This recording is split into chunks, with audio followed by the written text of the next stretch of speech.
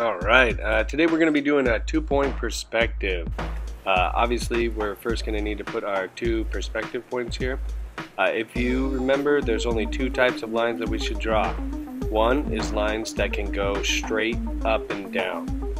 Okay, they're not going to go sideways or angled or anything like that. If you're ever drawing lines that aren't just straight up and down, you're doing something wrong. Alright? There's a second type of line that we're going to draw, and those are lines that come from any straight up and down line that are attached to a vanishing point. At any point in this project, if you're not drawing something that's straight up and down or to a vanishing point, you're doing something wrong. You can draw lines that do different things if you want, but I just want you to know that the expectations for this project are for things to be all kind of in the same shape and area, so those are what we're looking at. Okay, so let's try a couple out here. We're going to put our 2 vanishing points out on the edges of our paper. I'm choosing to put them in the middle, so my horizon line is right in the middle. I can see things from the bottom, things from the top, and then things that are right in front of my viewpoint. This one we're going to be drawing is above the horizon line, so we'll be able to see the bottom.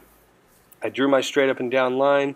I'm connecting the points from the bottom of that line to each vanishing point. It's important to draw these lines really lightly because we're going to be erasing them later. I get to choose the depth that I want for each of my boxes. So I will do that just by doing 2 straight up and down lines. This one isn't really going to be a square, it's going to be more like a rectangle, so that's why they look like that. After I've drawn those, I can check each of these corners that I've made to see if I need to draw them. If the corner goes through free space towards the vanishing point, I know I need to put a line there. The top ones went through the object, so that's why I didn't draw any lines for those ones there. The next step is to erase all the extra lines that we don't need anymore.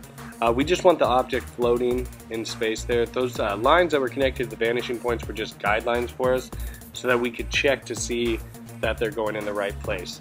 Obviously, when you start to feel more comfortable with this project, you don't need to draw the lines all the way out there.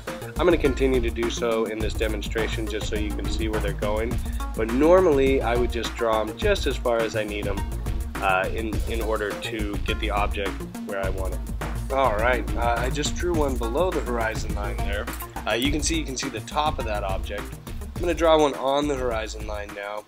The main difference is if anything passes through the horizon line, we're never going to be able to see the top or the bottom, so they're just going to look like this. Okay, I'm going to go ahead and erase any of the extra lines there, and those are the 3 basic shapes you can draw.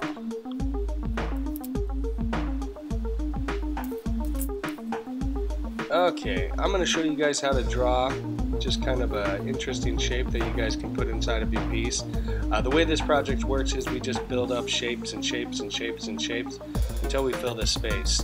We're going to start this one off with just a standard cube, and then we're going to start taking pieces away from it in order to make it a little bit more interesting. The way I do this is I choose a side. I'm going to start with the right side here. I'm going to take parts out of this piece in a way using perspective. Again, I can just draw a line straight up and down, or I can draw lines towards the vanishing point. Since this is the right side of the object, any line that would be normally horizontal on the piece is going to head towards that. I'll erase any of the open spots that I have left. The next thing I need to do is just check all of the corners to see if they can go to the vanishing point on the left side of the paper. Any corner that doesn't go through the piece itself and goes through free space and can connect to the left side is going to get connected to that. So this corner right there appears to be actually the only piece that I'm going to do. If you see, I'm showing you, I've checked all the different pieces, and that's the only one that would go through the free space. So we took out a pretty large chunk and a lot of different shapes, and we only ended up with one thing. I'm going to do a little bit of a cutout here on the left side of the piece. Same thing, straight up and down, or lines that heads towards that left vanishing point. Erase the top out of here so we can open it up, and then check all the different corners. Again, if those corners can now be connected to the right vanishing point through open space, not through the object itself. I'm going to draw that line. You'll see there's a couple more on this side.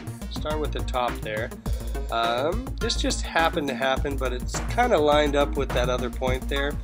So it's really going to be the same line coming off of that. That can happen occasionally. It's not really a big deal. If we were to be doing some real shadowing, the only way we could indicate the difference there is that it may be a little lighter, a little darker. But that is all the points we have for that part right there. Now, taking something out of the bottom is a little different. Since we can't do vertical lines, we need to go both towards the left and towards the right vanishing points when we're cutting out places. Afterwards, instead of checking corners that can go to the left or the right vanishing point, we're going to check corners that can go up and into free space. So I have 4 corners on this piece. Obviously, the top ones there can't. The bottom one, if I do that, would go up into that free space. So I'm just going to draw a line straight up until it hits the object, and that's all I have to do for that. And now it looks like I can go up and through the piece. Double check, make sure everything looks good. Looks pretty good to me, so I can start doing some shading. When we're shading these objects, we're either going to choose the left or the right side in order to fully blacken that in. This is a really minimalistic type of shading. It's more of a graphic style than it is a natural style. If you choose to want to shade it in a more realistic way, you can talk to me or just kind of think of where the light would be coming from, and then the light just basically acts like a ray. If the bulb or the sun or whatever you want to choose as a light source would head towards it, it will. Okay, and then don't forget to do any bottom parts or anything like that that would also have this. Cutouts in the bottom or the top are especially problematic because that's probably not what it would be, but again, it's graphic in nature. After you're done, if you feel like it doesn't have enough balance of dark and light, you can always add a third tone, which is what I'm doing right now, putting the gray shadow on the left side there. I could have chose the bottom and the top as well, but I'm going to choose the left because I think it'll look a little bit more balanced. Alright, thanks for watching, you guys.